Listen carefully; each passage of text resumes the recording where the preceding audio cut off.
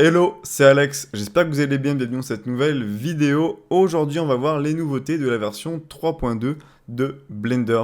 Donc je sais, ça fait déjà quelques jours qu'elle est sortie, mais comme j'étais en déplacement en début de semaine, j'ai pas pu vous faire la vidéo tout de suite. Donc je vous la fais maintenant. Donc comme d'habitude, et dans chaque vidéo que je fais sur les nouveautés de Blender, on va choisir quelques nouveautés que je vais présenter. On va pas tous les voir parce que y en a qui sont très complexes, très techniques, et j'ai pas envie que la vidéo soit trop longue. Je veux quelque chose d'assez court et facile à comprendre pour qu'on voit en gros toutes les nouveautés de cette version. Donc on va commencer tout de suite avec la première nouveauté qui est les Light Groups. Donc quand vous faites un rendu sur Blender, vous pouvez ensuite le retravailler en post-production directement dans Blender avec ce qu'on appelle le compositeur. Donc le compositeur, c'est un éditeur qui va vous permettre de travailler sur votre rendu pour ajouter par exemple du contraste, pour travailler sur les couleurs, etc.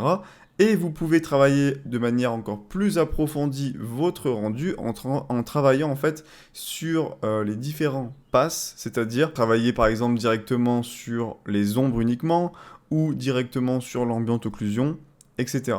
Et là, ce qu'on va pouvoir faire, c'est assigner des éclairages de notre scène dans des lights group pour que quand on fait le rendu, on puisse travailler uniquement ces sources lumineuses-là sans avoir à refaire un rendu. Comme on peut voir, c'est écrit Light Source in the Compositor without re-rendering. Donc on va pouvoir changer la couleur, mais également l'intensité de nos sources de lumière sans avoir à refaire le rendu. Donc c'est vraiment quelque chose de ouf. Comme on peut voir là, on est sur le rendu combiné, en combinant toutes les passes justement pour avoir ce résultat final. Mais quand on clique ici, alors je ne sais pas pourquoi j'arrive pas à voir les autres images quand je clique sur mon navigateur, donc j'arrive pas trop à savoir. Mais normalement, si vous cliquez sur intérieur ici, on devrait avoir une image à peu près noire où on devrait voir uniquement l'éclairage à l'intérieur de la maison. Pareil ici pour la piscine, ici pour tout ce qui est mur, branches, etc. Ici, ça va être pour le world.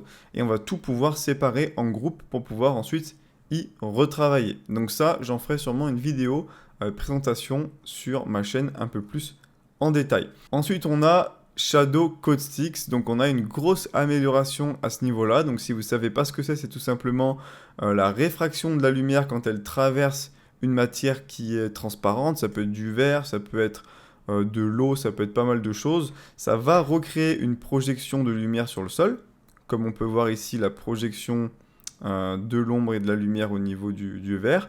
Et avec le slider, on peut voir la différence entre la version d'avant et cette version. Et on peut voir que c'est quand même beaucoup plus joli et beaucoup plus précis sur la version 3.2. Surtout au niveau des réflexions sur le sol ici. Ça rend quand même beaucoup mieux. Donc ça, c'est une option que vous pouvez activer ou désactiver parce que forcément, ça va demander un peu plus de temps de rendu.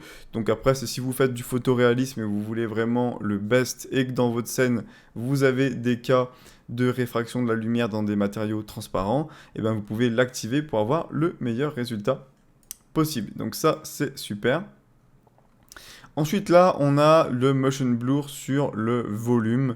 Donc, le motion blur, c'est tout simplement un effet de flou sur tous les objets qui ont une vitesse, donc tous les objets qui sont en mouvement.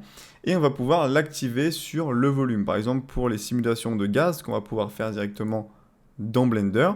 Donc, je vais essayer de vous montrer, il y a une petite vidéo voilà, de présentation ici, on peut voir la différence entre à gauche où on n'a pas le motion blur et à droite où on a le motion blur, et on peut voir qu'on a un effet de flou qui se crée à cause de la vitesse.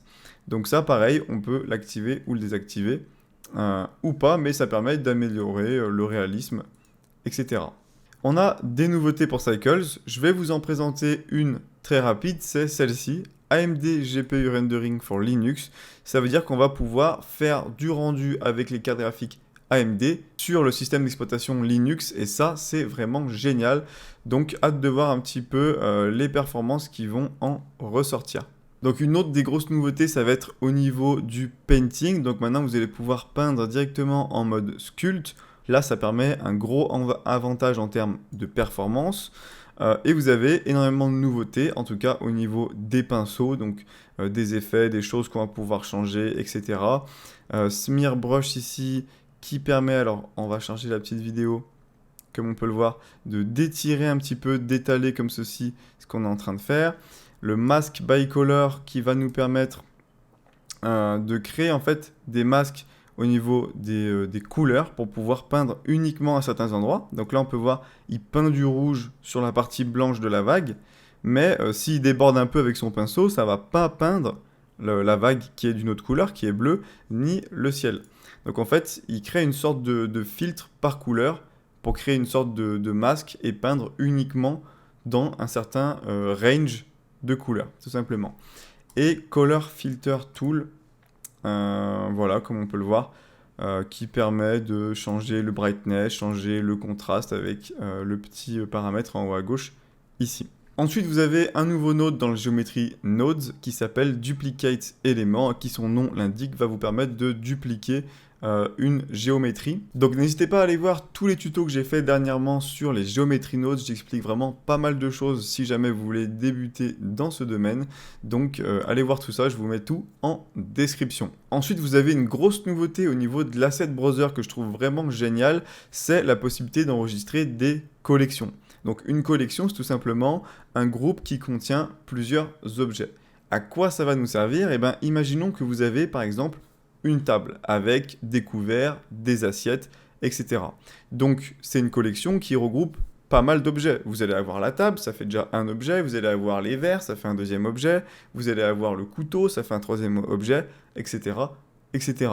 Ça, vous enregistrez tout dans l'asset browser en tant qu'objet distinct. Ensuite, quand vous allez sur une autre scène, eh ben, c'est assez long de tout remettre en place. Vous allez devoir faire glisser la table dans votre scène, faire glisser les couverts, faire glisser les verres, etc., etc. Alors que là, on va pouvoir enregistrer la collection directement en un seul objet, entre guillemets, dans l'asset browser, qu'on fait glisser, et on a déjà tout qui est mis en place. Et on peut le voir dans l'exemple ici. Donc là, il ajoute un coussin qui vient se mettre pile poil correctement dans notre fauteuil, mais ensuite il ajoute des poufs par terre qui sont par deux et qui sont positionnés correctement. Pareil, on peut voir ici, il a une librairie avec des livres qu'il va pouvoir mettre où les livres sont déjà tous mis à l'intérieur. Donc il a juste à faire glisser l'objet et tout est déjà mis en place. Pareil ici pour le canapé, il y a déjà le tapis qui est inclus, il y a déjà les coussins qui sont inclus parce qu'il a importé une collection. On peut voir d'ailleurs le petit logo collection juste là. Ensuite, on a une nouveauté au niveau ici des courbes. Vous allez pouvoir utiliser le Pen Tool, c'est-à-dire que vous cliquez à un endroit quand vous êtes en mode Edit sur votre courbe et vous allez pouvoir ajouter des points directement et on peut voir qu'on peut tordre facilement notre courbe en quelques clics avec notre souris. Ensuite, on a une nouveauté au niveau du vidéo sequencer, c'est-à-dire qu'on va pouvoir enfin renommer les différentes pistes qu'on a dans l'éditeur vidéo. Si vous souhaitez apprendre à utiliser les bases de l'éditeur vidéo sur Blender, j'ai réalisé une vidéo sur le sujet, je vous mets le lien en description, mais j'en prévois quand même pas mal d'autres et une mini formation gratuite sur le sujet. Donc on peut renommer les différentes pistes, mais on peut également les bloquer pour plus qu'on fasse de modifications, qu'on y touche dessus, ou les désactiver pour ne plus les voir. Et même quand on fait le rendu, eh ben, elles ne seront pas au rendu si on les désactive.